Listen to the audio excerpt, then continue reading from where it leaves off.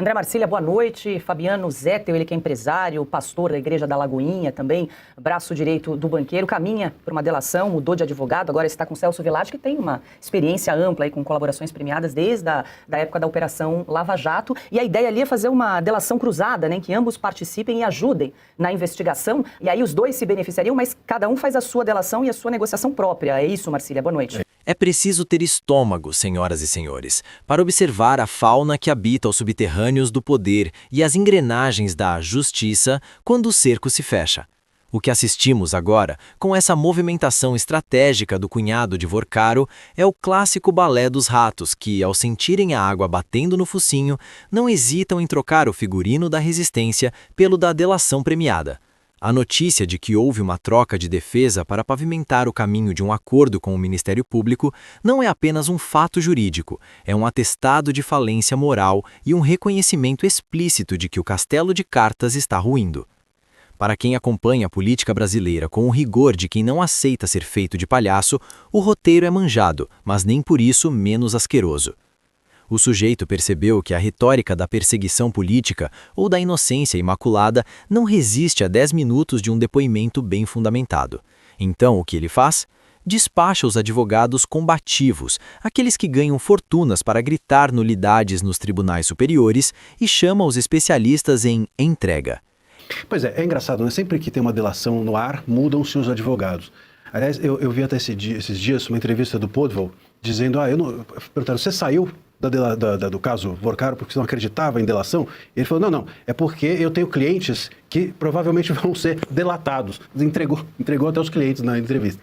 Mas, de alguma forma, são muitos os interesses que compõem uma delação. Então, seja porque não se acredita, seja porque o ramo criminal é outro, seja porque a carteira de clientes se choca com a delação, sempre tem uma mudança quando há uma delação. Mas é um sintoma importante. Mudou advogado, tem delação pela frente. E aqui, no caso do Zettel, ou do cunhado do Vorcaro, também assim conhecido, eu penso que essa delação vai ser talvez mais importante do que a própria delação do Vorcaro. E por que eu digo isso? Porque esse cunhado, esse pastor, esse Zettel, ele é o braço direito do Vorcaro. É a advocacia do dedo duro, a consultoria do salve-se quem puder.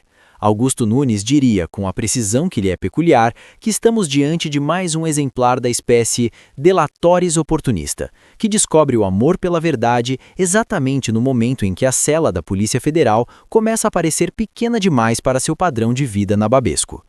O que essa gente não entende, ou finge não entender, é que a opinião pública de direita, aquela que trabalha, paga impostos e carrega o piano deste país, já está vacinada contra esses espasmos de honestidade tardia.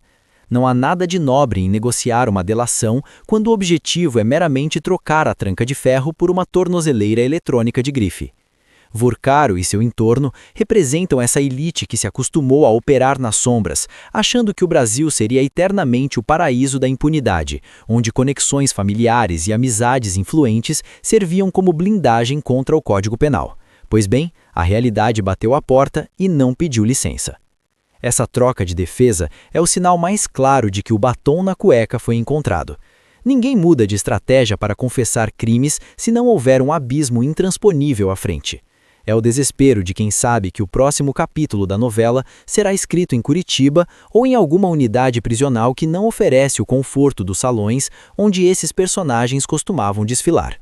O humor da situação, se é que podemos chamar de humor algo tão trágico para a ética nacional, reside na velocidade com que a lealdade familiar se dissolve diante da perspectiva de alguns anos de sol quadrado. O parentesco, que antes servia para fechar negócios escusos, agora é o primeiro item a ser sacrificado no altar da sobrevivência individual. Enquanto isso, a militância de crachá e os puristas do devido processo legal, que só se preocupam com a lei quando ela atinge os seus, vão tentar vender a narrativa de que tudo isso é fruto de um sistema opressor. Mentira! É fruto de um sistema que, por um breve momento de sanidade, resolveu que o crime não pode compensar, nem mesmo para quem tem sobrenome importante ou ligações com o andar de cima. A agressividade aqui não é gratuita, é a indignação de quem vê o país ser saqueado por gangues engravatadas, que, ao serem pegas, ainda querem ditar os termos de sua rendição. O estilo de vida dessa casta é mantido pelo suor do brasileiro que acorda às 5 da manhã e não tem um cunhado influente para lhe garantir contratos ou facilidades. Por isso, quando vemos um desses personagens correndo para o colo do MP para colaborar, o sentimento não é de alívio, mas de desprezo. É a confirmação de que a estrutura era podre desde o alicerce. A delação, se vier, deve servir para passar o país a limpo e não para garantir feriados prolongados em mansões litorâneas para quem ajudou a afundar a moralidade pública. O Brasil decente exige respostas. Não queremos apenas o nome dos cúmplices, queremos a devolução de cada centavo e a certeza de que a justiça não será um balcão de negócios onde o crime é perdoado em troca de fofocas judiciais. A troca de defesa é o sinal mais claro de que a peça já conhecemos o final. O delator sai como vítima das circunstâncias e os comparsas vão para o sacrifício. É preciso ter coragem para dizer o que precisa ser dito. Essa gente não merece piedade, merece o rigor máximo de uma lei que, infelizmente, muitas vezes parece ter sido escrita para protegê-los. Se Vorcaro e sua trupe acham que o povo brasileiro vai aplaudir essa manobra, estão redondamente enganados. Estamos de olho em cada vírgula desses acordos. O tempo da impunidade garantida por bons contatos e defesas caríssimas está chegando ao fim, ainda que aos trancos e barrancos. Que abram a boca, que entreguem o esquema, mas que não ousem posar de heróis da verdade. São apenas náufragos tentando roubar o último bote salva-vidas do navio que eles mesmos ajudaram a furar. A direita que pensa e que produz não aceita mais esse teatro de sombras. Queremos justiça, não arranjos de bastidores que cheiram a naftalina e oportunismo. Seria interessante ver como essa nova defesa vai explicar o inexplicável. Qual será a desculpa da vez? Uma amnésia seletiva que foi curada pelo medo da prisão? Uma súbita epifania ética que só ocorreu após a consulta aos honorários de um advogado criminalista famoso? É tudo muito previsível e, francamente, patético. O Brasil real, o Brasil que não frequenta as colunas sociais, nem os gabinetes refrigerados onde esses coluios são costurados, assiste a tudo com um misto de tédio e revolta. Tédio porque o enredo é repetitivo, revolta porque sabemos que no final a conta sempre sobra para o mesmo lado. Portanto, que venha a delação, mas que ela venha acompanhada de provas cabais e de punições exemplares. Chega de acordos que parecem prêmios de consolação. Se o cunhado resolveu falar, que fale tudo, que imponha o dedo para quem de direito e que assuma o seu papel de peça descartável nesse jogo de poder.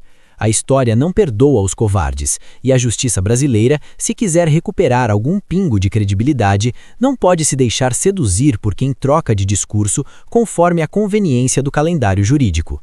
O espetáculo da decadência moral está em cartaz, e nós estamos na primeira fila, sem esquecer de quem são os atores e quem financiou a peça.